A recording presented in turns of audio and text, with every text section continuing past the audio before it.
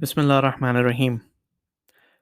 In the last discussion, we talked about the verses 67 to 85 of Surah Sad and the translation. In today's discussion, we're going to talk about some of the interesting aspects that are coming out of these verses, especially in Surah Sad.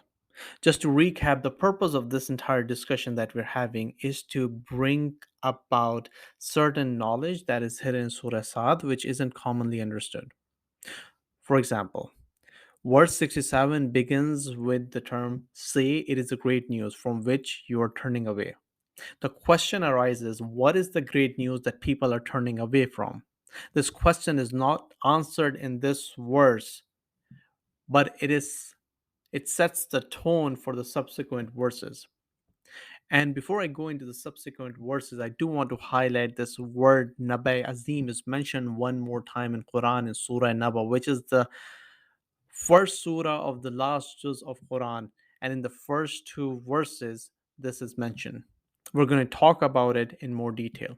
Verse 69 is significant because it addresses the knowledge of the Prophet. The verse says, I had no knowledge of the highest assembly when they differed concerning Adam.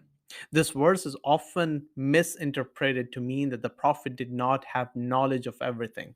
However, this interpretation is incorrect. The Prophet has two roles, and we will talk about these two roles: his official duty as a prophet and his role as the all knowing creation of Allah. In his official role as a prophet, he did not have knowledge of everything, or he did not convey the knowledge that he had in his other role as all knowledgeable being. We will discuss this concept in more detail in one of the following discussions.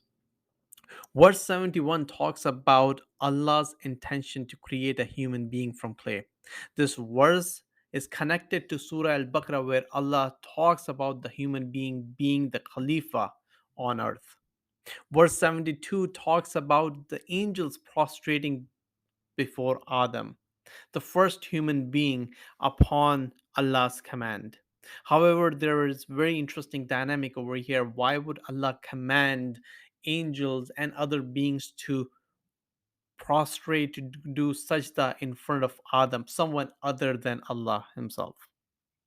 But there was one person, one entity who declined. Verse 76, 75 is essential, that highlights the importance of accurate translation, because the word astakbarto is used to describe Iblis's arrogance, and the word aleen is used to describe the lofty ones.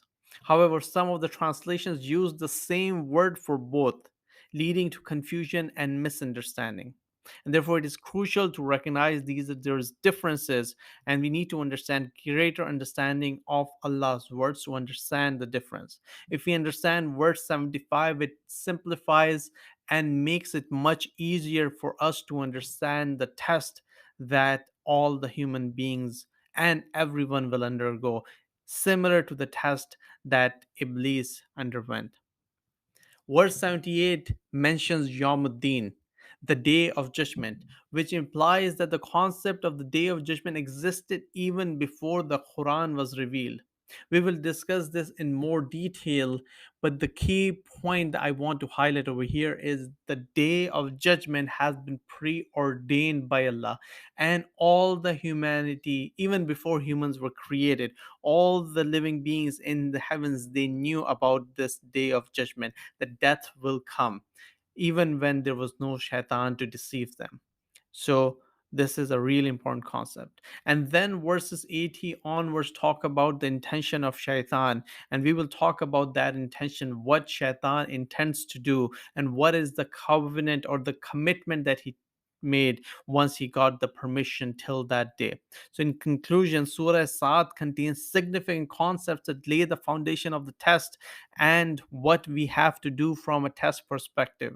It is crucial to read and understand the Quran's meanings, even if the translation is not perfect. The concept of the Prophet having two roles is an essential concept to understand. His official role as a prophet did not entail what he has in the other role as all knowledgeable being. And once we understand these concepts, it makes us much more understandable of what Allah wants from us, and also understand what is the key criteria that we need to follow in order to become successful in this life and pass the test to move to a successful hereafter. Thank you very much. Assalamu alaikum. We're going to continue this discussion.